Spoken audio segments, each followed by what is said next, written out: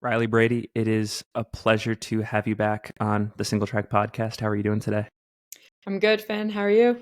I'm doing great. And yeah, if I recall correctly, the last time we chatted, it was roughly a year ago. You were making plans to move out to Boulder to live and train there year round. And if you look at the last 11 to 12-ish months, how is it? Talk about how it's leveled up your running. Yeah, I feel like it's made me really happy, which honestly I think plays really well into my athletic life. Um, like it's the weather is perfect here. I have friends here, who want to do the things that I want to do, which then means I have training partners. I have access to the mountains. I'm obviously living at altitude. Um, I feel like I don't have to like try and fit running in around trying to do social things anymore. Because it's like that is the social thing. So it's pretty great. I am very, very happy to be here. Last year, you ran 14:45, I think, and secured a golden ticket to Western States in the process. What's the motivation to come back again this year? I want to go for another golden ticket. I had a really rough day at Western States. Like I think probably the most difficult day out on a race course I Mhm. have ever had. Um, so going after another ticket, I want to try and get back to Western. And I want to try and run a fast 100, and like Javelina is a great course to try and do that on. Talk about Western States for a moment because sub 21 hours is a fantastic day. Although I have to imagine for an athlete of your caliber, you probably did leave multiple hours on the table. Just talk about the day, like what went well, what didn't, and yeah, like what makes you hungry to go back. Yeah. So pretty early on, I felt like my stomach was just kind of like off. Like I remember Katie Asmuth actually commenting on it like shortly after we had gone up over the escarpment because I was burping a lot, and she was like, "Whoa, like you okay?"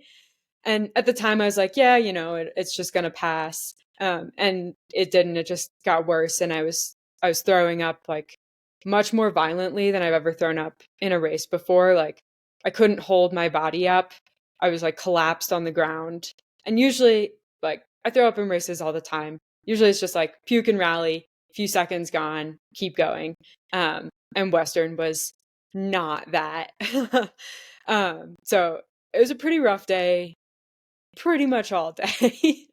I started to feel a little bit better towards the very end. But at that point, like, yeah, the day was over. So as we talked about, you got the golden ticket here last year, and one thing I'm really curious about is having to replicate that process like multiple times over the course of your career. Given that you've already had the experience, does it feel like I don't want to say less pressure, but like there's less less chaos or less like confidence that you can do it again, or do you still feel like there's like a similar amount of like an uphill battle to get it? um, that's a good question. I think things have really changed for me since last year. Like this time last year, I was extremely stressed going into Javelina. And even though I was going after a ticket, I was kind of like, I had so many things on my mind that I was like, this is kind of, if it happens, it happens. Great. And this year, I feel like I'm much more relaxed. But I still feel like it's never a guarantee. Like anything can happen over the course of 100 miles. Anything can happen in ultras. So I'm confident that I can compete in this field. Like I think I have a very legitimate shot at a ticket, but uh, I'm not like walking in being like, oh yeah, I'm gonna walk away with this. Well, you had a great day last year. When you look back at that race, in addition to the positives and things that went well, are there any things that you're looking back at and saying like, I could have improved on that, or I left some time out on the course there? Talk about any like race day execution changes that might take place this year as a result. Yeah. So last year I threw up a handful of times in the second lap.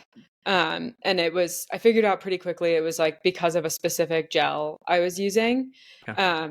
So I've changed up my fueling a little bit. And I'm pretty excited. Like I've been training really well with the fueling. So I'm hoping the stomach can stay calm. That would be like the biggest improvement, I think. But otherwise, like other factors like the heat and sort of like the terrain profile, you feel like you nailed those pretty well. Yeah, I feel good about kind of every other element of the race. I'd like to replicate it, as best I can. Obviously, your training environment is a lot different this time around. I'm guessing you spent a lot of the buildup in Boulder. Is there anything else different? Like, are you running different mileage, different types of workouts? Anything else changed in training? My mileage is definitely higher, and I think my workouts are probably harder. But I think that that's just kind of like, uh, I don't know, natural progression, of working with David and like him trusting that I can handle higher volumes and stuff like that.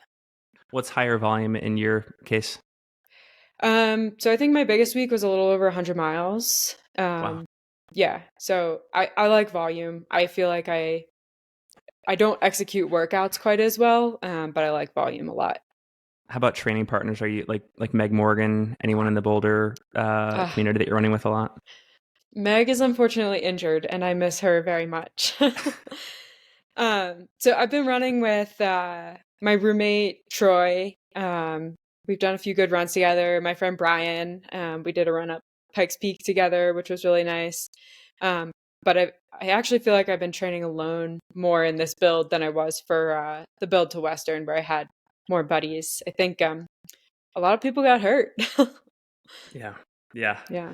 Um, Maybe final question here is just like, you talked about the change in some of the nutrition execution on race day. How about the rest of like your race day gear, your kit? Like what shoes are you wearing, for example?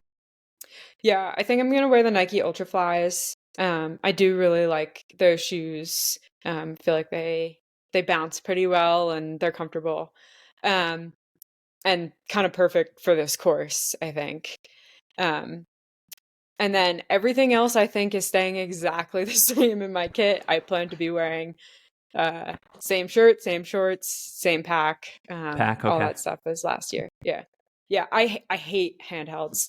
Like I know maybe it's better for like heat transfer, whatever, but I hate handhelds, so I stick with the pack. I recall seeing a video of you on Instagram. I think it might have been at Gorge last year, where you're doing one of those really nifty like pack changeouts, where you have like your crew sort of holding the pack and you're sort of dancing out of one into another. It's impressive. Yeah, we work on getting the like pack transfer down.